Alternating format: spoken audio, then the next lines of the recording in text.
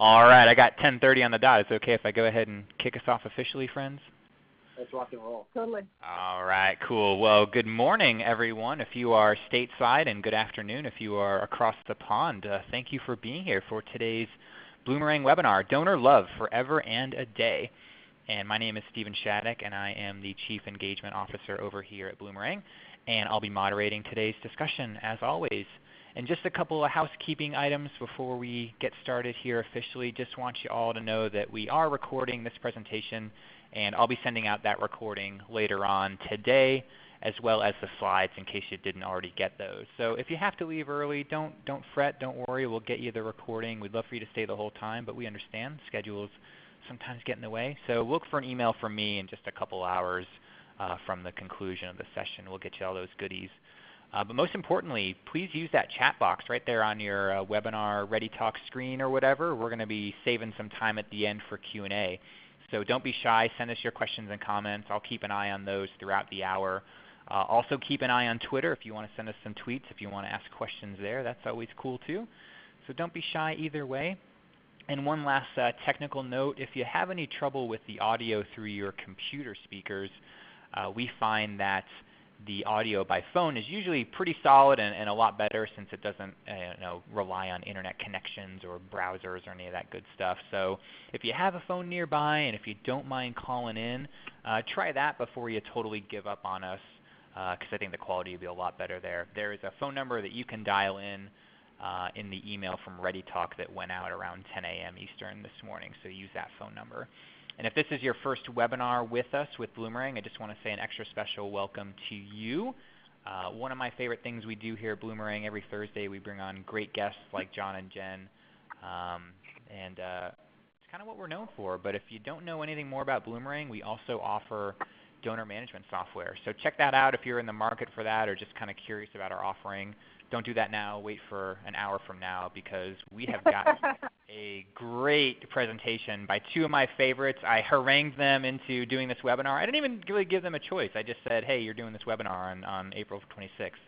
And Jen Love and John Lepp obliged me because they're beautiful human beings. So hey, Jen. Hey, John. How's it going? Hey, boyfriend. Wicked. Thanks for being here. I just want to brag on you guys real quick before I turn it over to you for the slides and all. If you guys don't know these two, if you don't know Agents of Good, you got to check them out. They are pretty much my go-to for all things donor love. They help their clients raise a lot of money, and you should pay them to help you do direct mail and legacy and storytelling and lots of cool things that will help you raise money.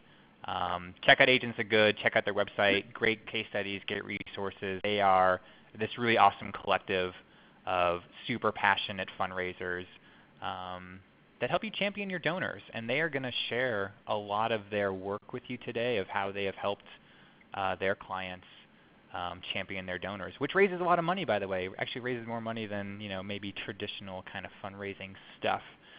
So I have talked way too long. I'm going to turn it over to these two. I think they're going to share their screen and tell us all about donor love. So take it away, my friends. Looks like it's working. All right. Awesome. Thanks, Stephen. And thank you, everybody. We're so happy to be here. We saw a couple of our pals plugged on here. I want to say hi to Clay and to our Jacquelines and Lorraine and Mickey and Beth Ann and all you beautiful people who've joined us. So nice to see some friendly faces and some new faces. So thank you to all. So we're going to talk about donor love forever and a day. And our objective for this morning is really to explore the crucial donor connection between legacy giving, annual giving, and legacy giving. But before we get started, we want to make an introduction, and it's not to Stephen and it's not to us. It's to this beautiful woman. This woman's name is Dale, and Dale is in her 70s, and she's a mother and a grandmother, and she gives single donations to about 30 of you lucky charities out there, and she gives monthly to about 10 of you. And she's where we start every single conversation that we have here at the Agents of Good. She is our hero. And every day we ask ourselves, what's her story? What does she need? What we're delivering is actually about her. And all the conversations that we're blessed enough to have every single day with the beautiful people like Dale who reach into their hearts and support causes that they're passionate about. So a couple of things about Dale. Donors like Dale will not as we know from legacy research, donors make their wills in their 40s and 50s, triggered by a bunch of things that we know about, like having kids, taking your first holiday without your kids. But we also know that donors will change their will to include charities when they're 81 years old. So what that tells us is that it's more important than ever before to have a steady stream of thoughtful, engaging, beautiful, remarkable communications that your donors are plugged into from the time they've been giving to you on an annual basis for many years, right up until that time when they're in their early 80s and they finally take that step and actually go to their lawyer and actually write you into their will. So another thing about Dale that we know, Dale is loyal and not rich. I think all of us in fundraising have seen the donor pyramid 100 million times. That puts the minor donors on the bottom and the major donors on the top. At the Agents of Good, we believe that the donor pyramid is actually shaped more like the one on the right, which is donors who care a lot and donors who don't care about you yet. So we believe that it's really important when we're talking about the crucial connection between annual giving and legacies to remember that Dale is loyal and not rich. Legacies come from your long-term loyal donors, and Dale is giving to you because you're allowing her to do something that she cares about. And remembering that she's not a traditional major gift donor is a really important part of good annual legacy fundraising. Here's the last thing we know about Dale. We know that there is a dramatic increase, almost twice as much money, will come from your annual donors once they have taken that step to leave you in their will. Some charities, once they get a notification or once they hear from a donor that they've left you in their will, they stop sending them the thoughtful, amazing, beautiful annual fundraising pieces, and that's a mistake, not only because you're not staying in front of Dale and a part of her daily life, but she'll also give you more money if you ask her thoughtfully, appropriately, and with your heart as a course of your annual program. So let's talk about this idea of donor love. I'm sure, hopefully a lot of you have heard of the idea of donor love, but we always say, donor love should echo your real life. If all of us treated every single donor the way we treat the people that mean the most to us in our lives, I would say, everything would be just fine. So just a little context here, in case you're wondering, we're in Canada, Jen and I are in Canada and stuff, and we work with organizations in Canada and the United States and a few other places around the world.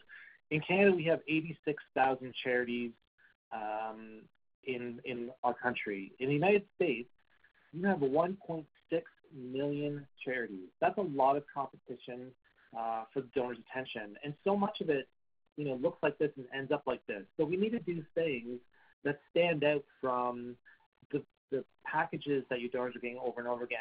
I always say, I know Dale in Canada, if you're Dale in Canada, you get between 30 and 40 DM packs in a week in a busy time of year. If you're Dale in the United States, and with your donors, some of your donors, your best donors, they could be getting up to 50 appeals in one day on a very, very, very high end. That is a 50 appeals in a day. So, there's lots of things we need to do and think about to make sure that if we're one of those 50, we stand out. And donor love lets you stand out because your donor basically gets no love and attention from anyone ever. So hopefully by the time you guys have done this call today, you'll go back to your desk and actually start applying more donor love to your program. And these are the principles we use every single day in our work. And the number one principle is your donors are heroes. 2, you share amazing, inspiring stories. 3, you connect to your donors' values and emotions. 4, donor love is a courtship. It's a romance. And how do you make your donor fall and stay in love with you? 5, you ask for one thing and only one thing. 6, who or what is the right voice for your story? 7, donor love is all of the small things, all of the time. And 8, you say thanks with passion. So we're going to break down these principles in the presentation. So principle number 1, your donors are heroes. Your charity is the vehicle for your donor to do something that they care deeply and passionately about. Your donors, every single one of them, cares about your cause, and they want to take action for what they believe. They want to help. They want to fix something. They want to light up a life. They want to make an impact, and they want to feel good about it.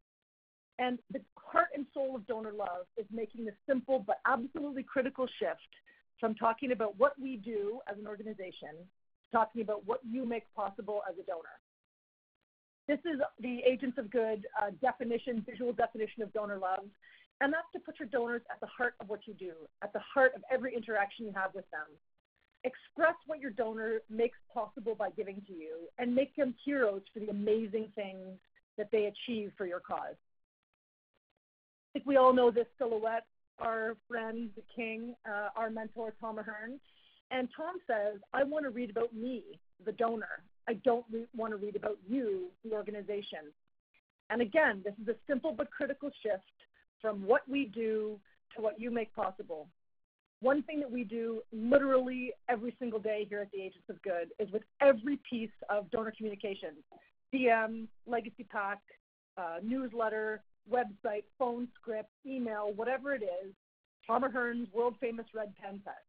Take your piece of donor communication, circle all the U's, and every time you circle the U's and you look at the page from a distance, as Tom says, it looks like it has the measles. You need a visual cue that you're talking more about your donors than you're talking about yourself. The red pen test is one super easy way to start adding more donor love to your program right now. Break it down.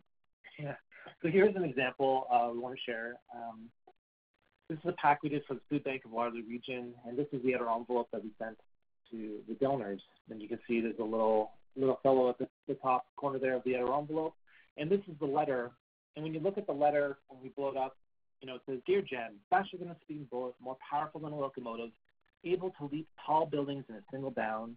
It's a food bank summer hero, and it's you. The food bank, your food bank, urgently needs to raise $40,000 this summer to feed hungry men, women, and children in your neighborhood and across Waterloo Region. That's 120,000 meals. I won't go reading the rest of it, but, from a red pen test, we circled all the U's. Again, it's very clear from the very, very get-go of the letter that we're making the donor the potential hero by taking the action we're asking to take. And then this is the reply form that we use. And same with the reply form. Look at the language we use. You'll rescue fresh food. You'll feed hungry kids. You'll help neighbors. You can be our hero. It's a really obvious example, but this is the sort of work we need to be doing. Here's another example of an ad we did for Ontario Nature. Who is this hero? Who is this nature hero? It's you. Take this action. You can be our hero now. One last really simple, obvious example. The most important thing you have to remember is your donors, they are the actual heroes. We love all you guys to bits. You're all amazing. You're doing amazing work that we really celebrate. But you have to celebrate your donors, because they are the true heroes. You have to make them the star of your work day in and day out. Okay, we're going to move on to principle number 2, sharing amazing and inspiring stories. Some of you may have seen this before. It's a package that we did a couple of years ago for St. Pat's, and I know Sarah's on the call today, and I can't get through this story without having a few tears, so fair warning. So we did an appeal for St. Pat's. St. Patrick's Home of Ottawa is a long-term care home for ladies and gentlemen who are living with dementia and other conditions. And this is a project that we worked on a couple of years ago to help fund the music program. So here's the other envelope. All it takes is one song to bring back 1,000 memories. And here in the letter, what we get into is really the importance of the music program. So for those of you that work with seniors, you'll know that music therapy is a hugely important part of working with seniors for a couple of reasons. It stimulates interaction. It can bring back memories. It can give people glimpses of their lives before their memories started to fade. And so we created this appeal that was all about the very specific needs of the music program. And part of the pack included this wish list of all the items that we wanted, music carts, electronic keyboards, stereos, specific tangible things that we need to make the music program come to life. And then shared a couple of voices from around St. Pat's, a daughter of a resident, the recreation chair, and some families who are talking about the importance of the music program. Onto the reply form, we said, yes, Ruth, I'll add my voice. Here's my special gift to support St. Pat's. And the other thing we did in this project is we invited donors to add their voice to the chorus and share a song that makes them feel emotional or that brings back a cherished memory. And the day after this pack went out, our client heard a knock on her office door and looked up to see a woman standing there she'd never seen before, and she was holding the torn open mail pack in her hand. And the woman said, I felt compelled to come here today. This really moved me. And so this woman shared with our client, Ruth, that as she'd been reading the letter, she was started to hear songs playing in her head, Irish lullabies that her mom would sing when she was a child, songs that her mom and dad had loved that had been part of all their family traditions. And that all through the day, she kept hearing these songs playing through her head. And so they spoke for a long time, Ruth and this woman, and the woman wanted to see the music program and, meet some of the residents and hear more about it. And they talked for a long time. And just before the woman was getting ready to leave, she told Ruth that her dad had recently passed away, and he'd always been a big supporter of St. Pat's and all the Irish charities in Ottawa. And that she said that when this letter had arrived, she'd just been thinking about wanting to make a more substantial gift to an organization, but she didn't know what that organization was. But that today she now knew what that organization was, and would it be okay if she wrote a check for the whole $20,000 right then and there? So this generous, kind-hearted woman funded the entire music program for the whole year. And the first thing that Ruth did before she called me to tell me the story was look up this woman in Razor's Edge. And she was a lapsed donor, hadn't given for years, cumulative giving history of about $600. But when this landed in her mailbox, it spoke perfectly and magically to her values. And then as the days went on, some of the other responses started to come in. My mother's best loved song was Deep Purple. She would play it on the piano every night while my father was overseas in the war. Her name was Pauline. A thoroughly old one, The Old Rugged Cross, was my mother's favorite, brought tears to her eyes. Prince Edward Island is Home to Me, a song hard to find. I know my mom Josie in room 348 really enjoys all the old tunes. Keep up your efforts to have music weekly. You Are My Sunshine. Mom loved that little ditty, smiled every time she heard it, and also sang along. Mom was a resident of St. Pat's for years before she peacefully passed away at age 93 in memory of Mary. Are you okay? Thanks. I'm okay.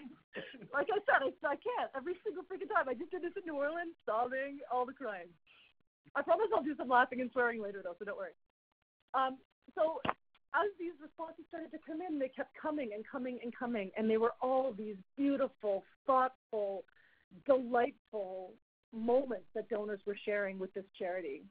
They raised double the revenue they expected. Well, they raised the whole revenue on the first day, so that was less hard. And they got to phone every single one of these donors and say, thank you so much for sharing that song. And we put your note up in the music room, and the ladies and gentlemen are looking at it. And we're planning a special concert for people like you who supported the music program. Would you like to come?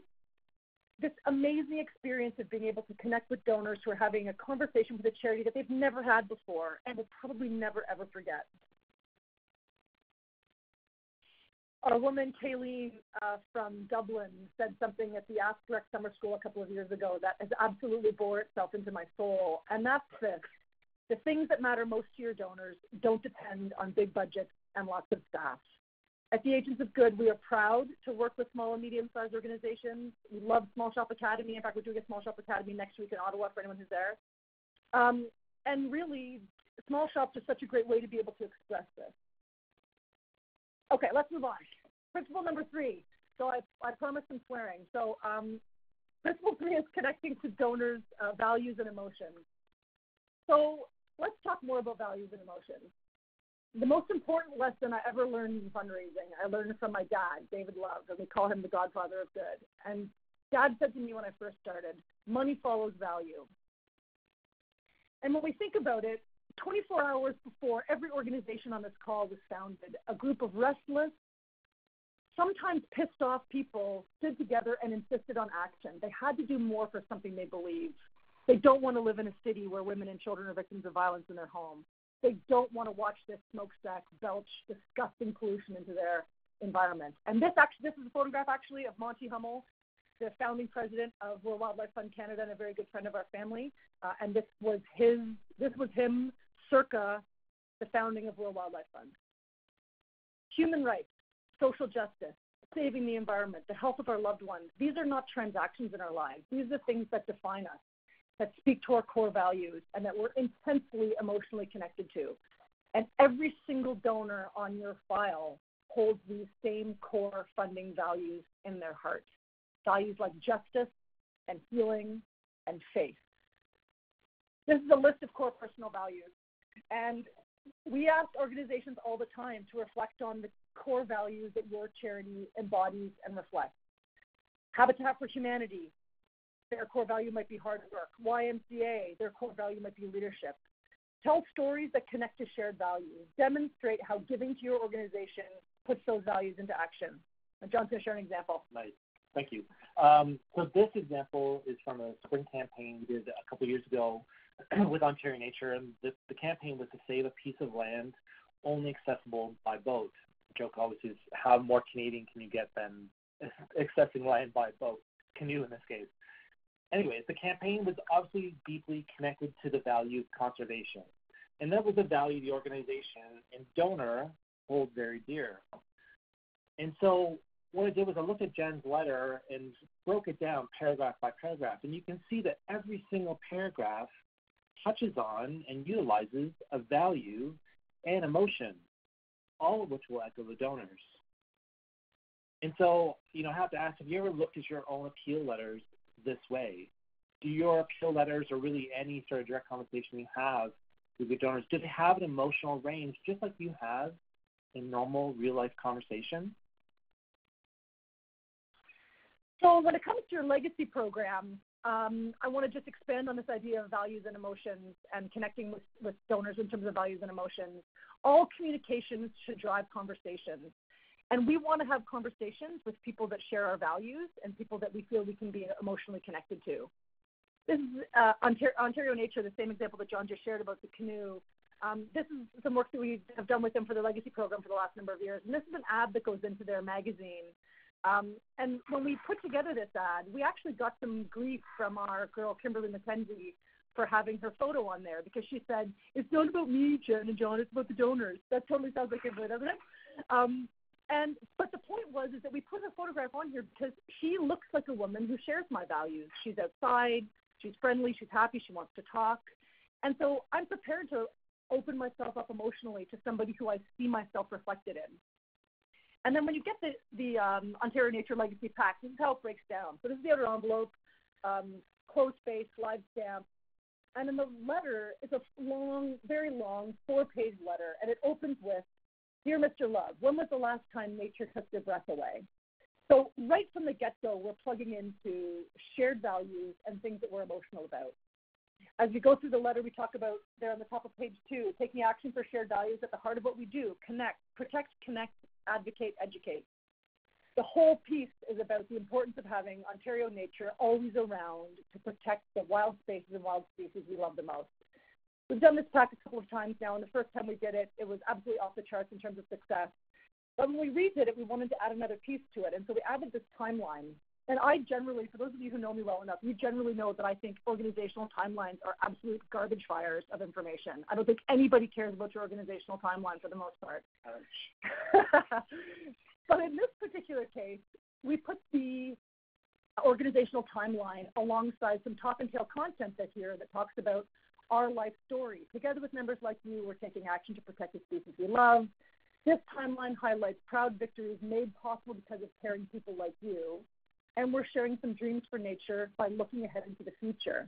And at the end, we say, as you look at your own life story, how does this connect with your life story? With members like you, we've achieved a lifetime of conservation victories, and you can help keep these stories alive forever. So this timeline, I want someone to look at this timeline and think, oh my God, that was the year my daughter was born, and that was the year that I got married, and I remember that fight for the wilderness and tomogamy when I was a student. And connecting donors with those milestones in their lives has been incredibly impactful for Ontario Nature. And it's also been amazing you see in the second half of that timeline, there's a line that says today, and everything else after that is looking ahead to 2067, which is what Ontario Nature will be able to achieve when amazing and caring members remember the organization in their will. This is one of my very favorite pieces of legacy research from Dr. Russell James in the U.S., in Texas. And he does brain scans of people when they're thinking about charities. And when you put someone in an MRI machine and ask them to think about charity and giving to charity, the part of their brain that lights up is the same part of your brain that lights up when you have sex and when you eat chocolate. It's the pleasure center of your brain. It's the center of your brain that makes you feel connected and makes you feel like you're part of something, sense of belonging. But the part of your brain that lights up when you're thinking about your legacy, when you're thinking about plan giving, is called your visualized autobiography, which very literally means the story of my life. So when you're talking to your annual donors about their legacy, you're asking them to plug into how your organization is part of the story of their life. So principle number 4, it's a donor love is a courtship and a romance. How do you make your donor fall and stay in love with you? This is John's giving me the slow down hands. I guess I'm burning through this. You are. I am burning through this. Okay, so this is what we call our donor love story grid. Thanks, buddy. And what this represents, I know it's probably impossible to read, especially some of you I saw are doing this on your phone, so you're probably going cross-eyed right now. But I'll explain to you what this is. This is basically we call it the love story grid that blocks out all the touch points between you and your donors. So along the top is time, and then along the side there in green it says objective, what is it, feelings, the channel, and the metrics. And over the course of any given sets of months or years, for legacy donors we do these on 3-year plans, and you're connecting to all the different feelings that you're going to instill in your donor, what your objectives are, what you're doing, what channels it's in, and how you're going to measure it.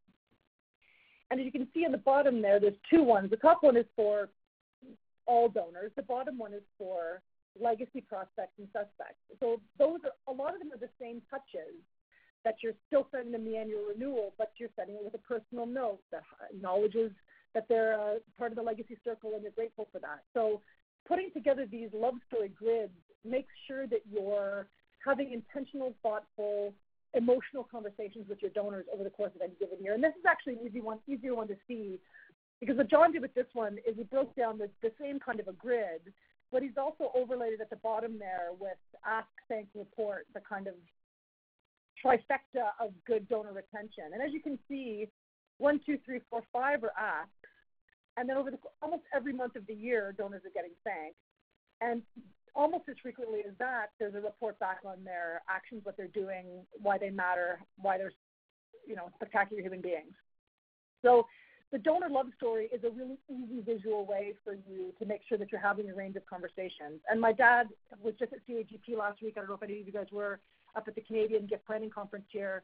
And the legacy love story is going to be the most important part of legacy fundraising for the next foreseeable future, because donors like Dale have told you when they're 50 that you're in their will, and they're not going to actually do anything about it until she's 80. You have 30 years of thoughtful, passionate, engaging communications that Dale deserves.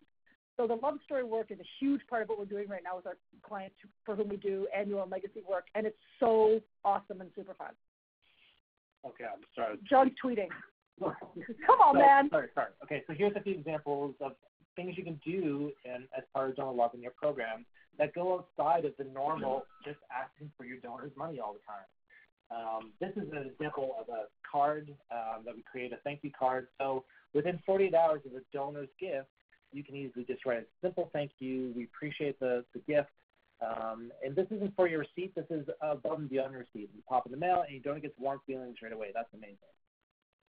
Something else you can do is another sort of idea of a thank you. This is a Thanksgiving card we had done, which again, it's sort of like the blue. It's, you all have your organizations have, I'm sure, times of the year that maybe you align yourself with, that is sort of a good reminder to your donor that, their support is important.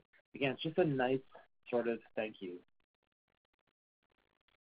Getting to know you is a massive, massive part of donor love, because it's an opportunity for your donors to actually talk to you. It really astounds me when we go really almost anywhere anymore, and we ask people, how many people as part of your program, your annual program, do you actually allow your donors to tell you something about themselves, tell you a bit of their story, tell you about their values of why they support you as an organization? And far too often, very few, if any, hands go up in the room at all. So this is something that's so, so important. What can you do to create softer ways to get your donors to tell you their story? So in this piece, we invited donors to share the connection with nature. And I just want you to sort of keep in mind, how can you create places and spaces in your programs to ask your donors or let your donors talk to you? For some of our clients, we almost do this every single appeal, and donors love it. The response rates are always really, really good because donors want to talk back to you. They care about you. surprising and delighting is again, another very big part of donor love. This is not something you can always directly say, you got revenue from, but including a simple photograph of your mission in action is simple and it's effective. So in this case, the client took an image down to a local photography store, and she got duplicates made and dropped into the envelopes of value donors. She also added a post-it note to it, but she could have written a little note on the back. Donors rarely ever get these kinds of things in their mail packs. Another donor love story device we've developed, and we don't tend to see very often, is an annual update on key accomplishments. This stuff is so simple. You have this information at your hand. One side shows these are the things, because of you, we were able to accomplish last year. And we know in the coming year, with your help, we will be able to tackle these things, and we'll tell you more about these things as we go through. Very simple. It's a very simple insert. It doesn't have to look overly designed like this one does. It can be very simple, but it, again, reports back to your donor once a year on things they make possible and things that will be possible when they give. How can you demonstrate impact in a bigger sort of way? My joke is always like, yeah, you can let your marketing department, which hopefully many of you don't have, you can let them design a gorgeous-looking annual report, with lots of boring abstract images, and probably adheres to your soul-destroying graphic standards, which, yeah, you could do that. Or, what we say is you can craft a beautiful gratitude report. It's the piece that should pour donor love syrup all over your donors. That sounds way more sexual than I want to be. And tells them amazing stories of their hard work. And you can come up with other sort of really creative ways, like if this is an impact report, to show your donor how you utilize their gift, but more importantly, give your donor a perspective on their giving they usually don't get to see. Principle 5, you ask for one thing and only one thing. There's a fellow named George Smith who passed away. He's a fundraiser in the UK, and back in 1995, he wrote a great book, and that book is called Asking Properly. If you've never seen it or heard of it, Google it, see if you can find it on Amazon somewhere. It's called Asking Properly by George Smith. But back in 1995, George was telling us things that even then we weren't doing properly. And he says every appeal should be special. And basically what that means is every time you talk to your donor or you ask your donor for something, ideally you're asking them for something specific. Asking just for whatever amount of money they want to put into your bottomless pit that is your annual fund is not what we're talking about here. So as an example, this is an example for one of our clients, Camp Booch in Toronto. Hopefully Mickey's on the call. Hey, Mickey. Hey, Mickey, woo! So again, this is a very simple example of how you do that. So this is the letter, and basically from a design point of view, I highlighted the two most important things on this page, which was the donor's name and what we were asking them for. And basically it says, and because I know how much Camp Booch means to families like mine, I'm also writing to you today to ask you to give and send more kids like Sally at a Camp Booch this summer. Can you find it in your heart to make a gift of $50? So the rest of the letter just basically plays into that ask. It makes the case for why we're asking for $50. And then when you get to the reply form, when your donor turns to the reply form, they see at the very top, here's my gift of $50. Now you can also see we included an ask for $125 or $250, or I prefer to give. But what we did was included on the back of the reply form some different amounts and what those amounts did. Again, so if you're a donor, we all know, or you should know, that most donors usually are giving below their ability to give, because usually you're not giving them the opportunity to upgrade or give more, because you're not being specific in terms of why should they give $100 instead of $50. So this piece does exactly that. It's a very straightforward example. So I always say, why do I see so many examples like this in my mother-in-law's Dale's mailbox? I see these all the time. These very tiny 8.5 by 3.5 coupons. How many decisions does your donor have to make to fill this reply form out completely? So in a case like this one has 27 considerations and things your donor needs to consider to fill out, including a legacy ask, which is there on the back. This is far too much. The more you ask your donor to think about or ask questions you ask them, the less likely they're going to do it. It's human nature. It's human psychology. And also, in the context of actually like starting a conversation around leaving a legacy gift, is this the time and place and the way you want to do it? Of course the answer is no. This is not the way you want to do it. So this is one last classic example of a great offer and a great ask.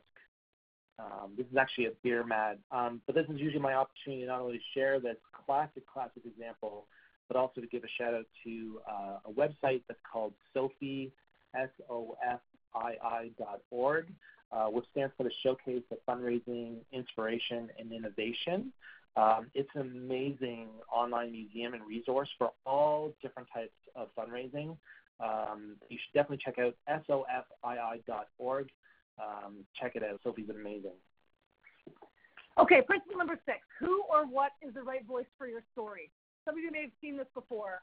This is an appeal that we did a couple of years ago now for Ontario Nature. And on the top corner of the outer envelope, there are 2 funny-looking things. And even though if you're not a bird nerd, you might not know, but bird nerds would know, and bird nerds are Ontario Nature members. Those are bird prints. Those are bird footprints. And then the back of the envelope, the reply on return address says Boreal Forest, care of Ontario Nature. And the Boreal Forest is a band of ancient forest that basically runs across the mid to top of Canada and is a giant greenhouse gas carbon sink so that all of our pollution gets sucked in there and gets turned into clean air. So that's the Boreal Forest. So Ontario, people in Ontario would know that the Boreal Forest is an ancient band of giant forest and would say to themselves, what on earth is going on here? Why is there a bird print on my envelope, and why is this letter coming from the Boreal Forest? And it's because the letter actually comes from Ruby the hummingbird, and the top of the letter says, a shot of me taken just before we left Costa Rica, it's my good side. Dear Jen, I bet you've never received a letter from a bird before. That's okay. I've never written a letter before. Caroline Schultz and the team at Ontario Nature wanted you to hear my story from my point of view. What a journey it was for me this year. I just arrived back home here in Ontario's spectacular Boreal Forest after my annual 4,500-kilometer migration from Costa Rica. Flying across the Gulf of Mexico was different for me this year via the BP oil spill. Did you know there's a massive and foul oil spill there? I had a lump in my Ruby's throat flying over that disaster.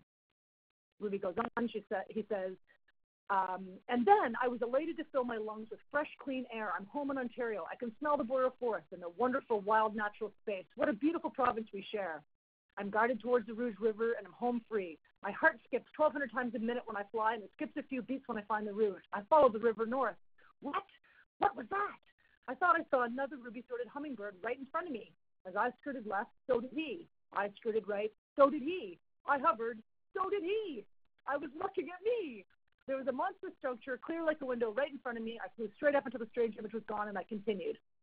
I now know what that was, the deadliest building for birds in Toronto. To us birds, it's a wall of windows right on the shore of a path we all take to get home to the Boreal Forest, and we can't see it. I was lucky I could hover in the air, so I avoided a collision. Many others suffer a horrible fate.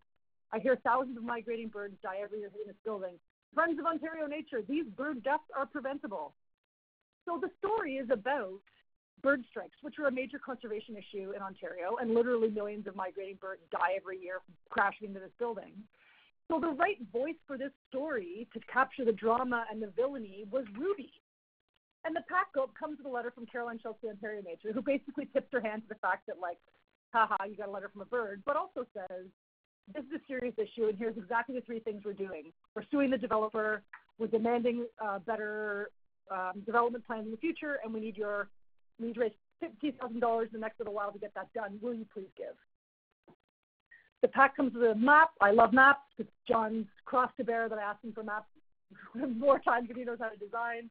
But this is a map that's curated by Ruby. You can see that he's starting in Costa Rica. He's flying over the oil spill. And then you can see it gets right up there to the Great Lakes, the Boreal Forest, home sweet home. See that band of ancient forest that's keeping us all alive? You're all welcome. So the right voice for this story was certainly Ruby. So what happened? One of the first things that came back was this. It was a letter from a guy called Jack, who lives in Toronto, who wrote an absolutely spectacular, typed it out in his typewriter, made his own thumbprint and wrote at the bottom of the letter, and wrote a letter to Ruby. And you have to go onto Sofii. This whole case study is on Sofii. You have to go into to Sofii and read the whole thing because it's absolutely hilarious. It's chock full of puns. It must have taken him days. And he had this. Okay, so dear Ruby. All right, fair enough. Dear Ruby, you win the bet. I have never before received a letter from a bird, not even from a cute young chick, and I'm thrilled and delighted. I hope you won't send any letters to glowworms because they don't want to be delighted. He talks about how they do all their fantastic aerial acrobatics. He talks about the QWERTY keyboard and why the QWERTY keyboard is a completely crazy order of letters. He talks about CD-ROMs. He talks about, it just is unreal. At the end, P.S., why does it not say airmail on your envelope? P.S. number 2, when the male hummingbird performs his semicircular swinging from side to side, do you call him a real swinger? P.S. 3, do you birds use Twitter to keep in touch with each other? Spectacular. Unreal. So then, of course, Ruby had to write back to Jack, and it was a delight as a writer to be able to write back and try to challenge myself to meet Jack's pun challenge and exceed it. I've never written anything with more puns in it. So Ruby writes back to Jack about a bunch of puns and expressions, and you have to go on to Sophie and read the whole exchange because it is absolutely beautiful. And we also, as a part of these Ontario Nature program, we also have these other opportunities for donors to share their stories and share their thoughts and feelings, like John was talking about before. This is a campaign we did a couple of years ago celebrating their 85th anniversary of the organization.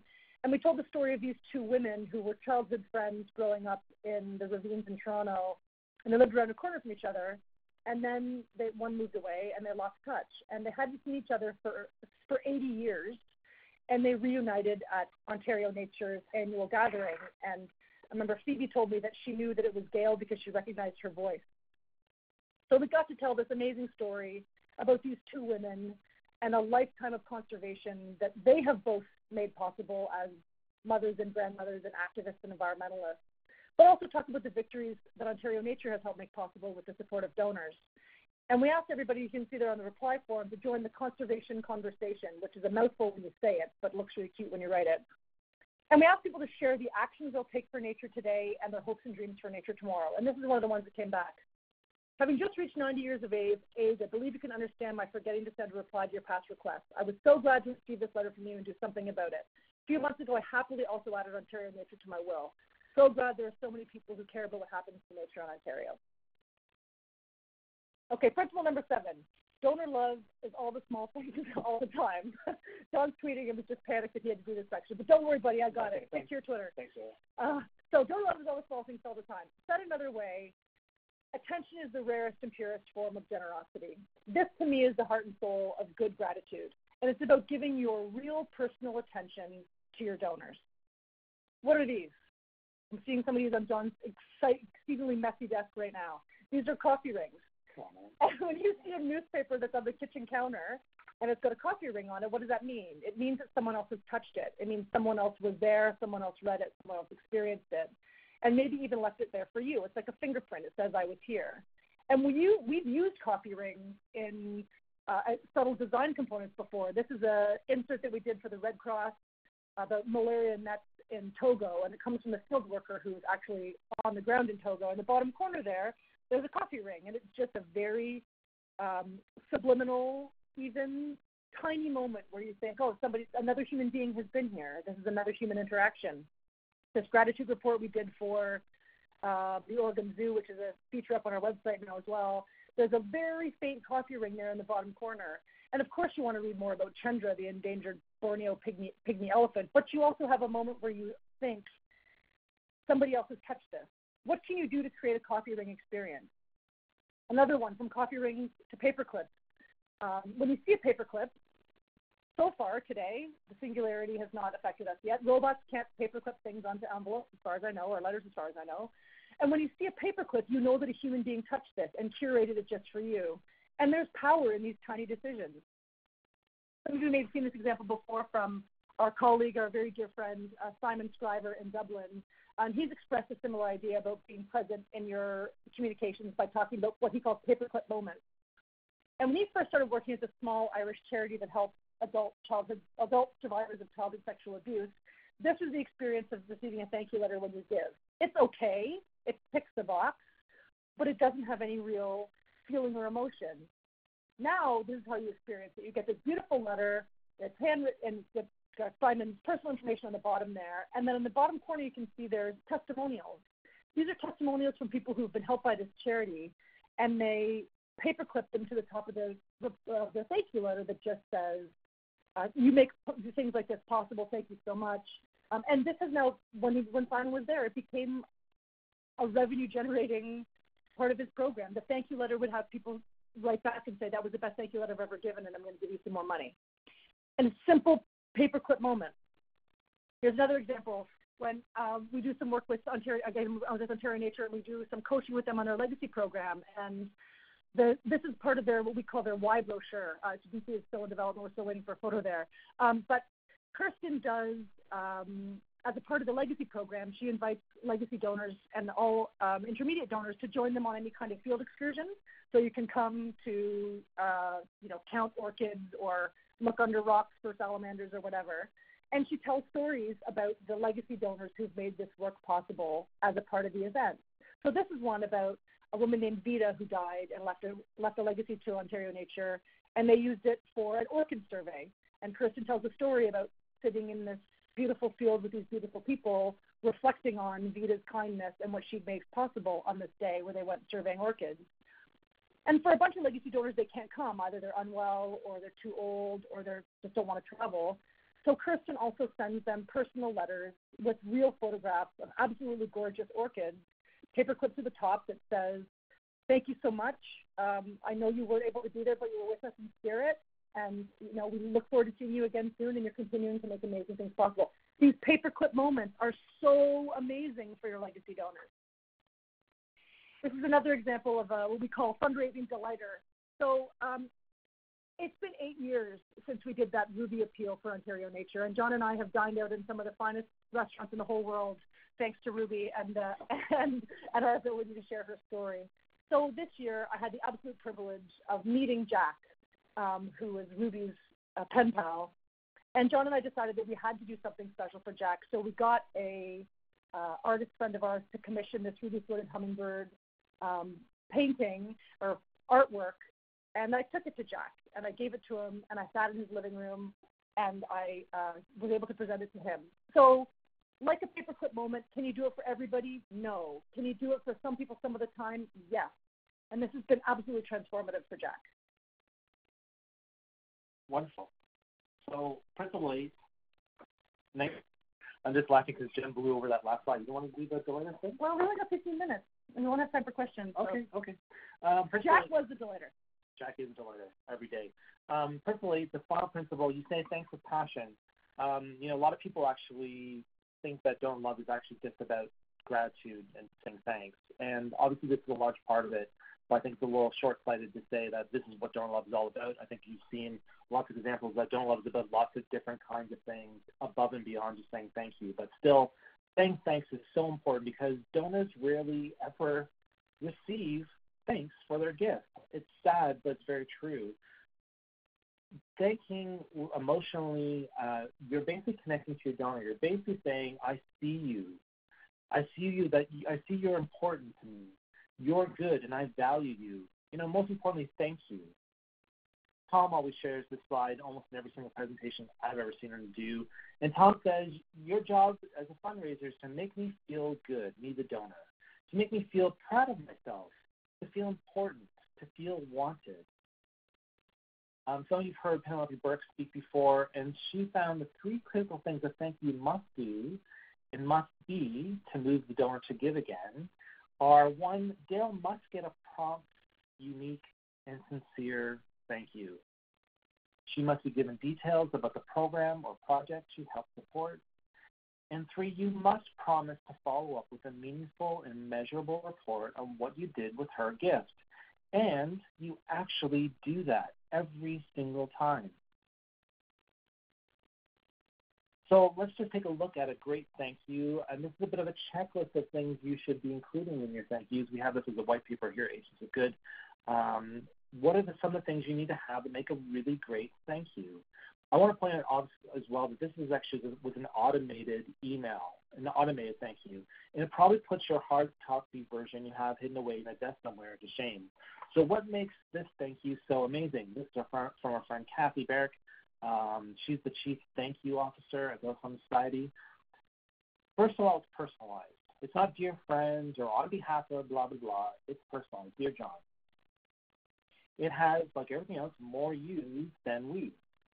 Seriously, go through and count them. This one has 15 U's in 110 words. That's incredible.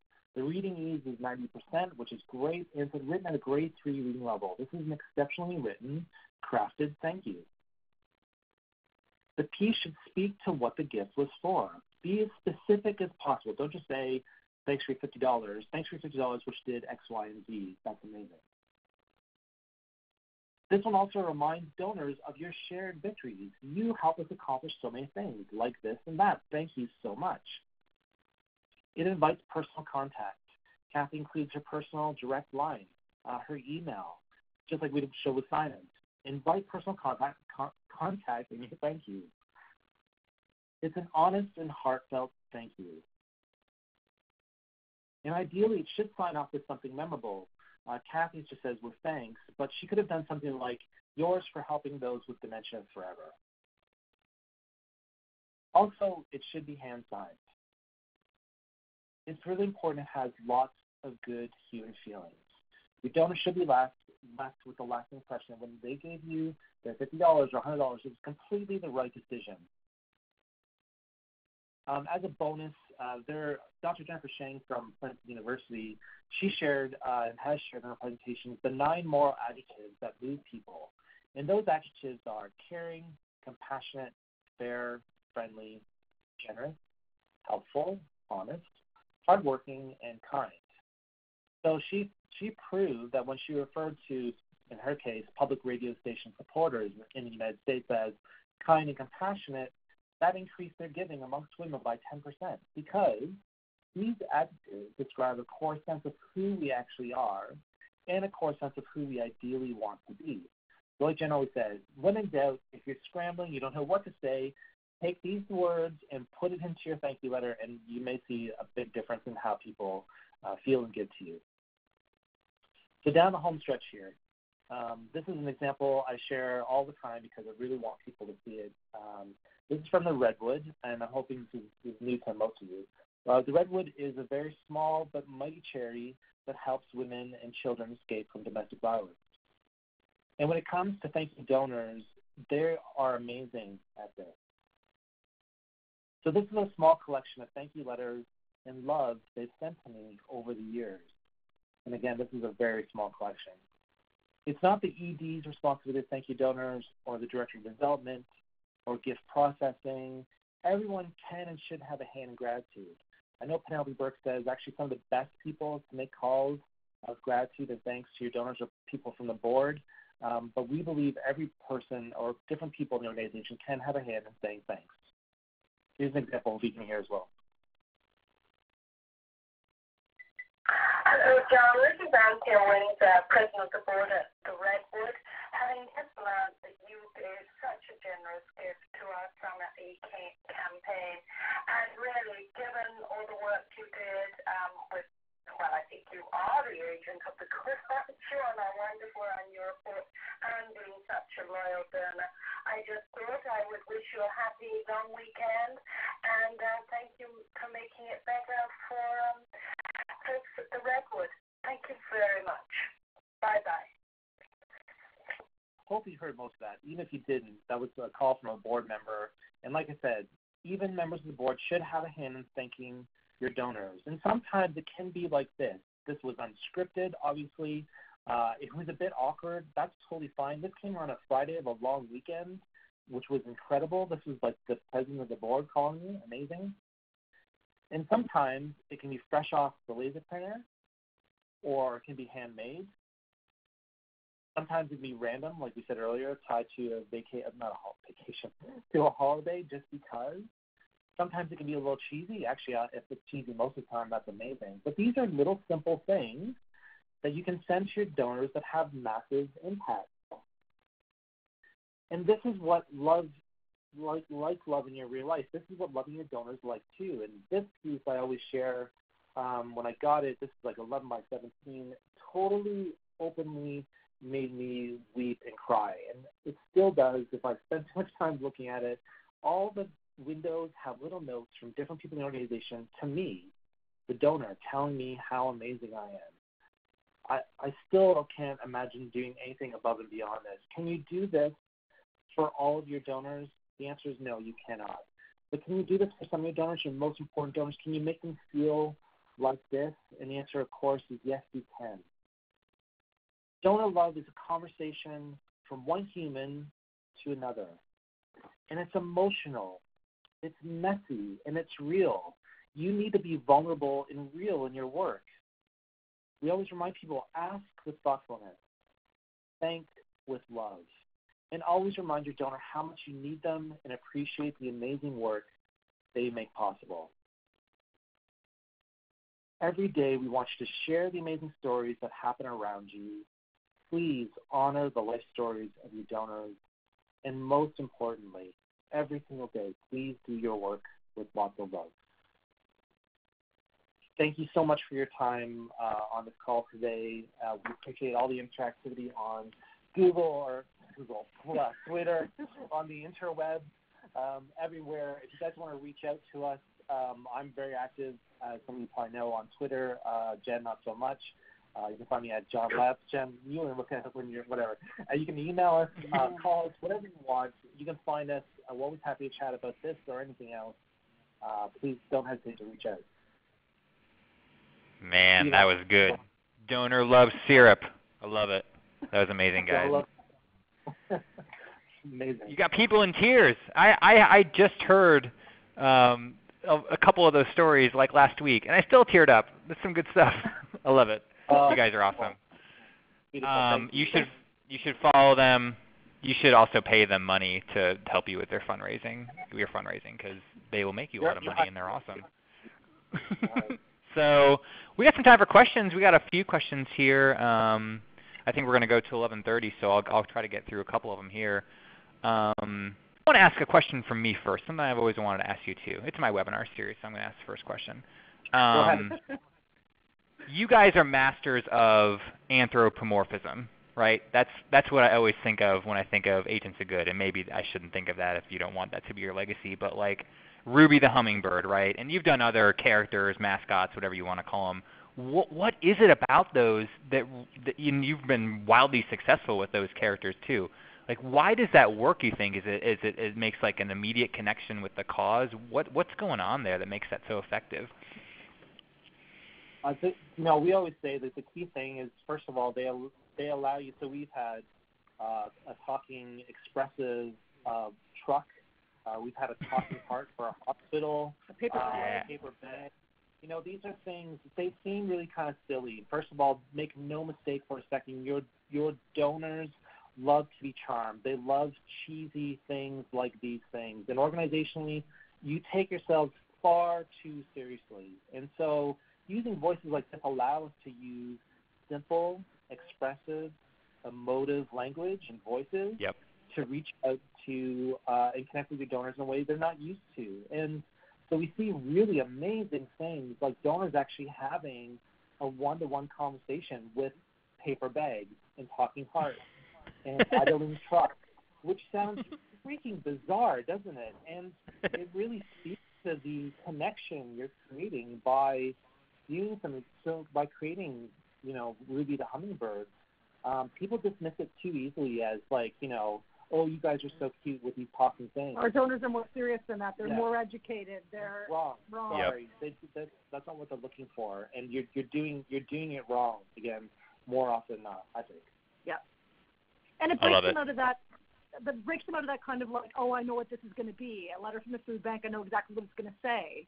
Being able to change that conversation and say, no, you didn't. This is from a bag. That, right? It changes the conversation. I love it. This is a question here. Are you curating some questions there, Stephen? Yeah. I see the one from Haley. Haley, I hope I'm pronouncing that name right. You guys shared a lot of physical kind of direct mail, handwritten notes, even voicemails, kind of analog pieces. Is that the only format that works, or do you think some of this will translate to digital, maybe email, or do you think it has to be kind of more tactile and more personal? What do you think there in terms of format? Yeah, great question, Haley, and it absolutely does translate.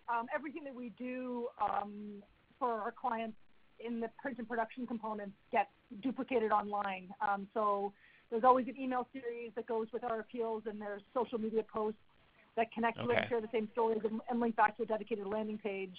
And sometimes tech is the problem, and it's actually harder for organizations because their websites are crap. People be able to send back a message or a comment with their gift, which is tragic, and I hope it changes very soon. But is the reality for some. So the answer is yes. These do work in digital, and they work in digital because it's a good offer to a good donor at the right time. So you guys like the multi-channel approach. You guys are masters of that. Yeah, absolutely. And the reality is that people think that a social media strategy is actually about attracting millennial donors, which it is. But we also know that the most active users on Facebook are 60-year-old women, which is exactly the kinds of people we want to be talking to, right? So talking to them in the space where they are. I also heard when I was at IFC this year, I learned from Richard Radcliffe that legacy Facebook is one of the fastest growing ways in which people are requesting conversations about legacies. And the whole room gasped. The whole room gasped at IFC, and I took Richard to task over beers later on that night because I said it's just where the donors are. Like it's not the Facebook, it's the fact that Dale's there. That's why it's working. Yeah, you're right. So, I love it. About that for yeah. Great question. What about? Here's one from Cindy. And Cindy, thanks for all the kind tweets and everything. I really appreciate that. What about length? You guys showed a lot of examples. A lot of them were multiple pages, 2 pages at least, and I know you've done other work that you didn't show here that 5, 6 pages maybe. Is there a formula? Is there a hard and fast rule for length? I mean, obviously you guys are kind of you're bullish on longer form letters. What's been your experience with length and finding that sweet spot? Yeah, well, I mean, length is something that's been tested by there's an organization called Pareto Fundraising. There's Blue Frog in the UK. Many others have tested over and over again. For example, appeal letters. I can tell you the standard in Australia and UK is 4 pages at a bare minimum. Wow. That's your base. So anything they test against 4 pages tends to get beaten. So they use that as their base length. In Canada, we traditionally use 2 pages more often than not. But with inserts. But with inserts, yeah. So I know we talk to people all the time. People are like, my ED only wants us to have half a page because no one reads more than half a page. Well, that's probably because your letter's really shitty. I mean, if you're telling a story, if you've got a great story, take the space you need to take to tell the story. And that may require a 2-page letter and 3 different kinds of inserts, a photograph, a map, whatever it might be to tell the story.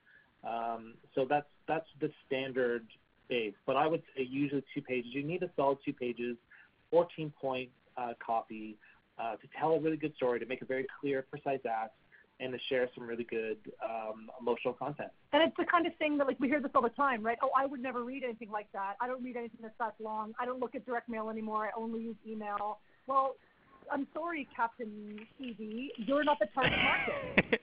I'm looking for the generous older women. I'm not looking for the razzle-dazzle 40-year-old CEO.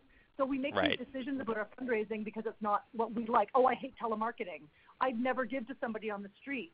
These are not the droids you're looking for, right? It's such a classic fundraising mistake that people make.